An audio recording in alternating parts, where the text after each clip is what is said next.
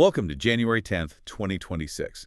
Right now, global defense planners are watching two fundamentally opposing military philosophies clash. And they're represented by two very new, very different weapons. Exactly. The big question today. Russian Oreshnik versus the German RCH-155. Which one is the real game changer? If you rely on us for these timely, in-depth reports, please take a moment and hit that subscribe button. It really does support the work that keeps you informed.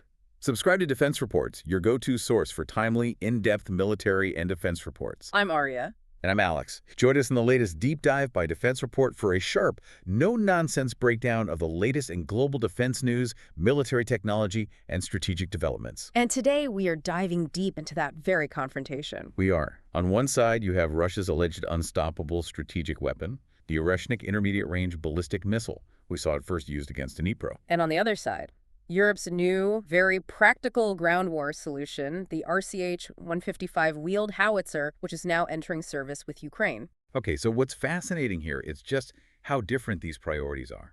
It's a total clash. Russia is focused on, a high-cost, high-velocity political threat. It's a shockwave. While NATO and Europe are providing a highly mobile, very precise solution to the grinding reality of the artillery war. The kind of war that causes, what, 80% of casualties? At least. So our deep dive is going to compare the tech, the cost, and the real-world impact of both of these systems. And we're going to assess which one truly changes the strategic calculus for you. Okay, let's unpack this, and I think we have to start with the Oreshnik. It's the weapon that grabbed all the headlines back in November 2024. It absolutely did. Its first combat use was against an infrastructure facility in Dnipro. And Russia confirmed it almost immediately. They did. They called it an intermediate-range ballistic missile, an IRBM, which was a huge signal. A major strategic signal. But U.S. intelligence quickly pointed out that this thing isn't exactly brand new, is it? No, not entirely. It's a variant likely derived from the RS-26 Rubez system. And it seems to use components from the much bigger RS-24 Yars, the ICBM. Exactly. So what you have is a kind of Franken missile. Right. Strategic parts cobbled together for a regional threat. And that combination is what gives it its unique capability. The Oreshnik follows a suborbital flight profile. So it goes way, way up, a steep trajectory. Very steep.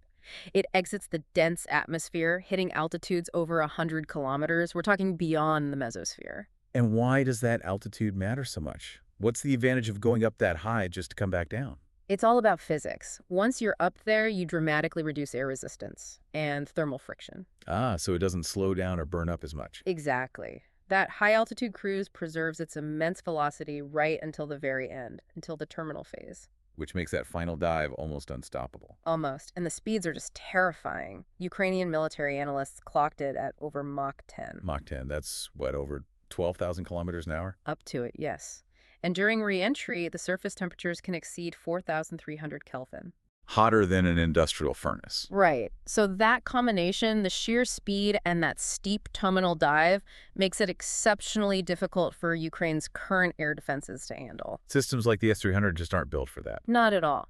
But what's genuinely groundbreaking here, and what makes it a strategic threat, is the payload. This is the MIRV technology. Yes.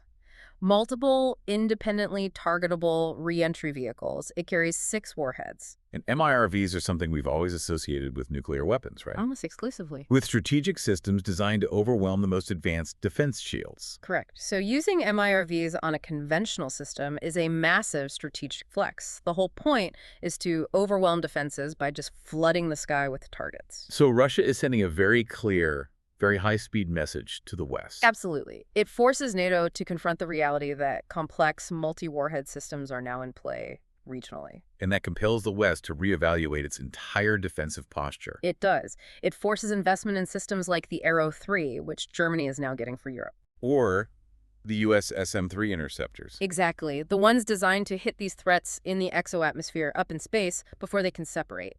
It's an expensive defensive move Russia has forced. That's the strategic cost. But let's get into the actual destruction it caused in Dnipro. This is where the political story meets the reality on the ground. And the economics. It's a huge collision. Yeah. Because despite all that sophistication, the warhead was non-explosive. A kinetic warhead. Right, the old rods from God idea in practice. There are no chemical explosives. The destruction comes from pure kinetic A force. metal slug hitting the ground at hypersonic speed, like a meteor strike. A very, very dense projectile, probably a molybdenum tungsten alloy. A cosmic hammer blow is a good way to put it. That sounds incredibly powerful, but how does the actual destructive yield compare to a normal high-explosive warhead? This is where the math gets really brutal for Russia's cost-benefit analysis. Okay. For a 500-kilogram warhead block traveling at, say, 3 kilometers per second, the kinetic energy you get is equivalent to about 538 kilograms of TNT. So, like a large conventional bomb. Not world-ending, but significant. Significant, yes. But now let's talk about the price tag for that effect. This is the important part. A single kinetic block for the Oreshnik is estimated to cost Russia somewhere between $60 and $100 million. Wait. Let me just process that. $60 to $100 million. That's the estimate. To achieve the effect of half a ton of TNT. Compare that to an Iskander-M warhead. It gets you a comparable, often bigger effect for maybe $3 to $5 million. That's a staggering waste of resources. It's financially indefensible for conventional warfare. And it underlines the system's limited effectiveness. The satellite imagery from Dnipro confirmed it. What did it show? The industrial facility didn't suffer, significant structural destruction. Analysts mostly found zones of fire damage where the impacts caused ignition. And firefighters dealt with that relatively quickly. They did, so it confirms what we're saying. It's far more valuable as a political demonstrator, a test bed for their MIRV tech, than as an efficient weapon. Absolutely. And the propaganda angle is reinforced by its origins, right? It is. Russian officials tried to claim it was a brand new development. But the debris told a different story. A very different story. Open source analysis found factory markings on key components, dating them to April 12, 2017. 2017. So this isn't some new breakthrough. It's a modernization of older platforms like the Rubez, rolled out now for maximum political effect. Precisely. Russia spent a fortune just to grab headlines and sow fear. The lesson is pretty clear then. If the goal was pure damage, it was a blunder. If the goal was to terrify Western politicians, it worked, but at an incredible price. A huge price. So Russia spends up to $100 million on strategic theater. Meanwhile, where is Europe putting its money to actually save lives on the front line? And that brings us to the perfect counterpoint. The RCH-155. The contrast is just.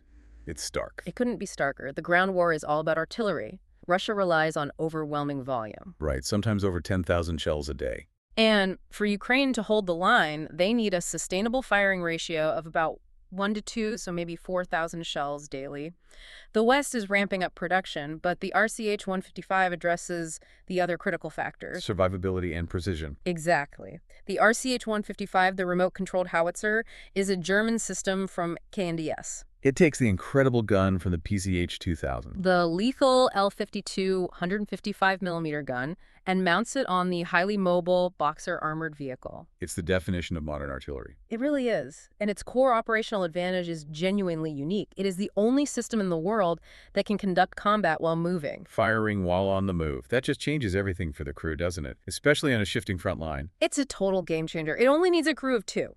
2 people. Just 2, because the whole gun module is automated and remote controlled. It can fire 6 to 8 shots a minute with a range up to 54 kilometers.